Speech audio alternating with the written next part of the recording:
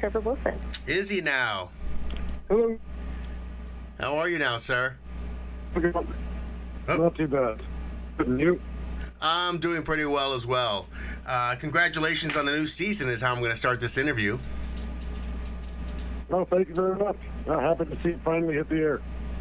Yeah, and it's been a little bit of time too. Were you guys excited when not only Hulu, but now that there's a bigger, I guess, a bigger pipeline to America and throughout with your show now? Well, we're very excited to find out that we're debuted in Australia. I know we've had a lot of fans down there for a long time who've known the show illegally, so I know they're all thrilled to be able to download it properly. And, it's great to be available in the States then. Oh, that's awesome.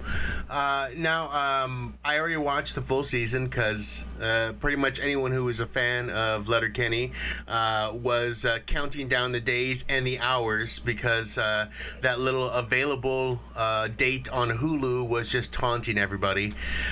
So, one of the things I have to ask, and this is something as I watched the new season, I was going through it again last night. There's a part where I think Daryl says 2018 and then Katie has to correct him. Was that something that was shot in 2018 and you guys expected to go on? Or because it felt like it was something that might have been cut into a little bit? No, that joke was always in the script. I gotcha. Now I was just wondering if you guys were waiting We recorded it in 2018, but we knew it wasn't coming out in 2018. I got We just didn't know when in 2019 they were going to release it. So one thing I want to go into for sure is your comedy. Are you currently on tour right now? I just got back from actually Calgary, doing a weekend out there, and I'm get ready to go back to film another season. I head back to work on Letterkenny in just a few weeks. So I've done, it's been a nice busy fall, but just going to slow things down right before we get going. But I just did a 7-show run in Florida and then 5 shows in Calgary, and now just enjoying some downtime. That's fantastic. Well, I am currently in Las Vegas, where Letterkenny is coming to, but it is also a mecca of comedy as well. Has there been any ideas to come out and do some stand-up out here? Always hoping to get booked in new markets. Las Vegas is one of the towns I've yet to play, so I'm looking forward to going there with the tour, but definitely would like to go there just on my own and do stand-up. I know there's some great clubs there. I know Brad Garrett has a terrific club there. Pretty much anyone who wants to book me in Vegas, I'm available. You can contact my people at CAA. All right, well, we'll make sure that we get that word out there to make sure people can get you down, and that's something that I'm looking forward to. You know what? You've been on the Jimmy Kimmel Show. I guess if you go back on there, you should tell him because he has a brand new comedy club in Las Vegas now too. That's right. Jimmy does. Well, I mean, I enjoy doing his show, so I know he liked the title of my first album, and I will have a new album to promote coming Christmas time. I have a Christmas album coming out, so. Now, and I love all the stories from your albums too, and I can also relate because you, as you mentioned in your album, you were known as Big Trev when that was unnecessary, and unfortunately I was known as Big Derek when that was also very much unnecessary. Did you ever get the Big T? I got the Big D, which as a kid sounds more fun than it really is. Did you ever get Big T as a? I've had every, I think, variation on the Big T, Big Trev. I've had a lot of nicknames: Trevorly Hills Cop, Mount Trevorist. The list goes on and on. Well, with that in mind, I have to congratulate you because there is a lovely lady who is climbing Mount Trevorist. I guess you had a nice. If you follow your Instagram, you had a nice time at Disneyland and some new events in your life too. Correct? Yeah. I got engaged to my girlfriend of 3 years, Marisa. She's a beautiful, lovely gal. She's also my road manager and travels with me wherever I go, and generally runs my merch table and keeps me organized. And we got a good thing going. I lucked out, and I found one of those rare girls who thinks I'm attractive. So there we go. I'm sure there are many, many women out there who think you're attractive, and not just as Squirrely Dan, but also as K. Trevor as well. I think that's out there. I'm sure. Well, I'm the only one that counts. that is true. That is true. From here forward, that is the one that counts. And you know, one of the things that I do enjoy is the fact that your character is so singular, and it's funny because I actually heard your comedy before I knew I had that connection between Letterkenny and your comedy. And after I made that connection, it just blew my mind. Does it blow a lot of people's minds the fact that you don't talk like Squirrely Dan on a daily basis? It's funny. I mean, like the people who knew my comedy before Squirrely Dan. They're like, oh, wow, that's a fun character that Trevor did. And the people who knew Squirrely Dan before Trevor, they come to my show, and I think, for some reason with our show, there's a big disconnect that it's a show. Like, people really, really wish it was real. So people show up to my show, and it's like, oh, he's not a small-town guy who doesn't understand the plurals of the English language. He's a trained actor who does stand-up comedy who happens to play a small-town guy on a TV show.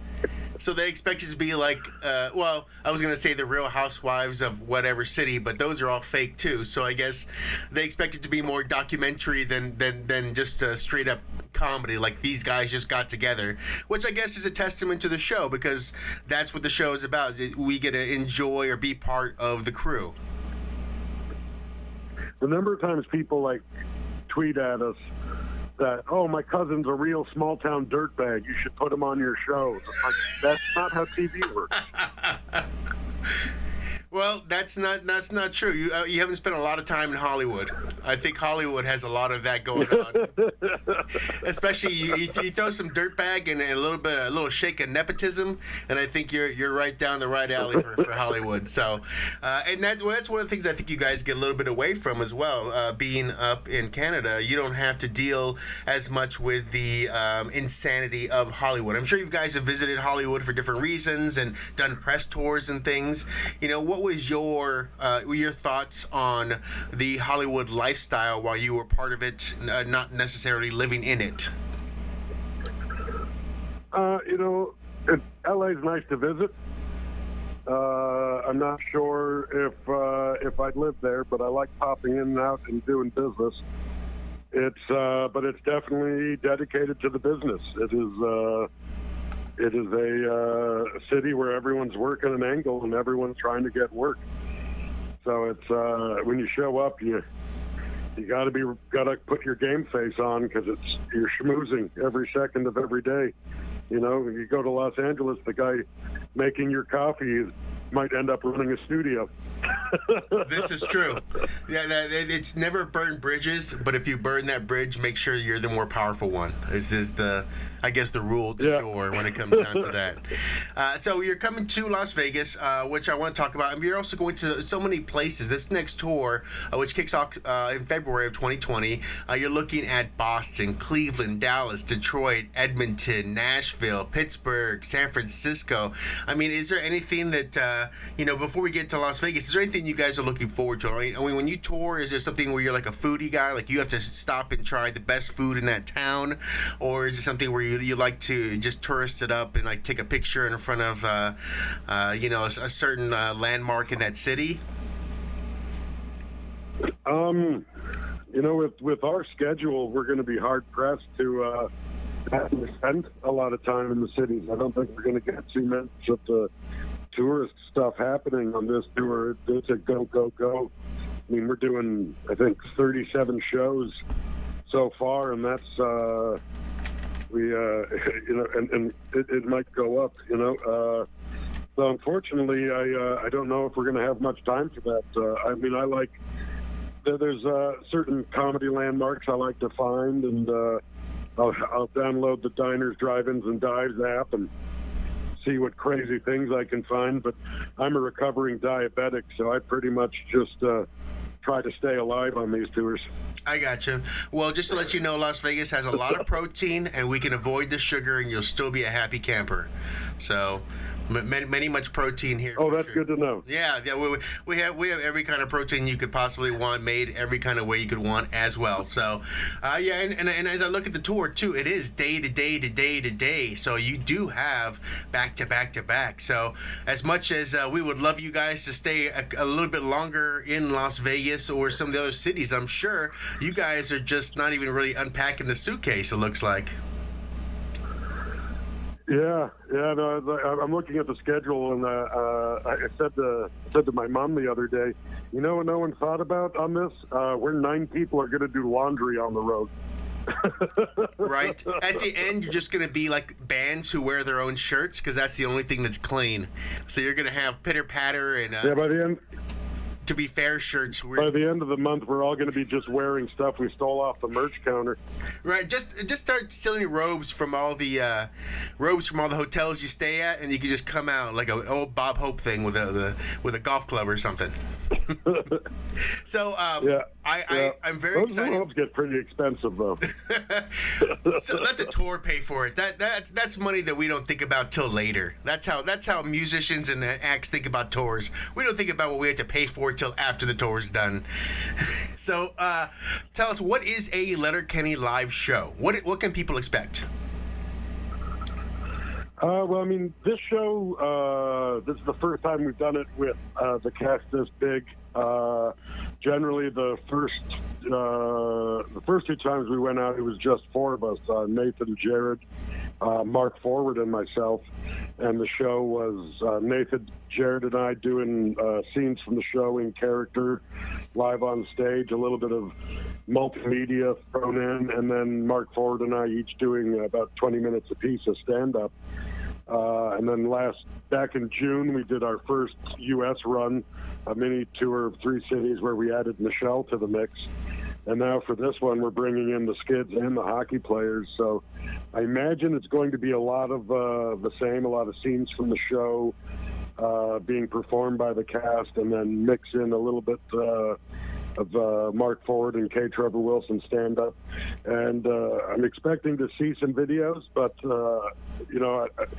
I haven't seen any scripts for it. I haven't seen any outlines for it. As far as I know, Jared is still writing the whole thing, so I'm sure there's going to be even some surprises for me that I'm not expecting. Now, outside of adding some plurals, what are some of the things that you get a chance to, I guess, add to your character? Because you're talking about Jared writing. Is everything coming out of his mind, and everyone is just kind of helping him splay out spreading it out, or is there? Do you have how much percentage do you feel like you have a chance to kind of get into Squirrely Dan or kind of create something from him? It's a very collaborative process. Jared and Jacob as well. Jacob Tierney, who directs all of our shows, but also co-writes with Jared and plays Glenn. They both give us a lot of freedom to play around in our characters and make them our own and add elements of ourselves to them. In season 1, a lot of Squirrely Dan's stories were actually my real stories that I told Jared, and he asked if we could put them in the show. And then, stuff I brought to him were the plurals and the overuse of malapropisms. Was because I wanted to do something that Nathan and Jared hadn't done with their characters that to me was indicative of a small town. And I've played a lot of small towns over the years, and each one has got a handful of guys who haven't quite grasped the English language yet, even though it's the only one that they speak. And they've given us a lot of freedom to play. Like a lot of beats in the show are ad-libbed and added in the moment, and like stuff like Professor Tricia grew out of an ad-libbed rant on set. It was just written in the script. Dan goes on a rant, and I did, and from that has grown this whole Professor Tricia Dan Women's Studies course subplot that has really grown legs, and Jared and Jacob have really run with as a concept. So it's a lot of fun. There's a lot of give and take on the show, and they write great stuff for us. and then they also listen to what we bring. And it's, the result is we just released our 7th season and are embarking on a North American tour. So we're doing something right. There's no doubt about that. And it's one of those things where I was happy to be in on the secret of Letterkenny when it first started. And then as it grew, I was that guy who was like, I saw the band before it came out. Before you guys knew about it, I knew who it was. But now everybody's in on it. Everyone's in on all the different jokes and all the sayings. So I am happy camper to be on this bus. And one thing, as a happy camper who watches the show, I have to ask, do you feel like we're going to see some more love interest for Dan going forward?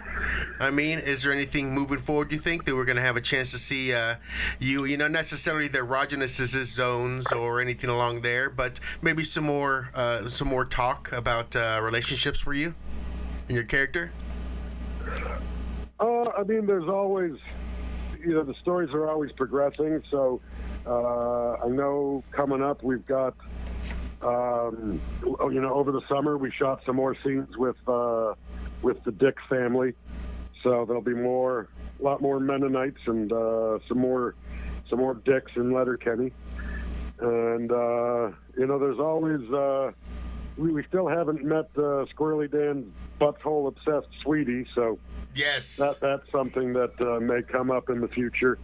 But it's one of those things where the more things change, the more things stay the same. So there's going to be a lot of storylines, but the Hicks are always going to still be at the farm as long as this show is going. For sure. And we're going to be sitting out in front of that produce stand. Since we're out of Las Vegas, we're going to put out to national too. So as Squirrely Dan, can you tell people why they should come out to Letterkenny's live, or Letterkenny live, as it were? Well, if you want to see Letterkenny's live, if you don't want to see it, what are you even doing wasting my time? Talk to me about it. But if you do want to see it, get out and go see it, because you already know you want to go see it. So just go see it, bud. All right. Thank you very much, sir. We look forward to seeing you, and actually in Las Vegas, too. Right on. Yeah, thank you much, sir. And then hopefully if you have time... Thanks so much. And enjoy yourself. Have a great day. Pleasure.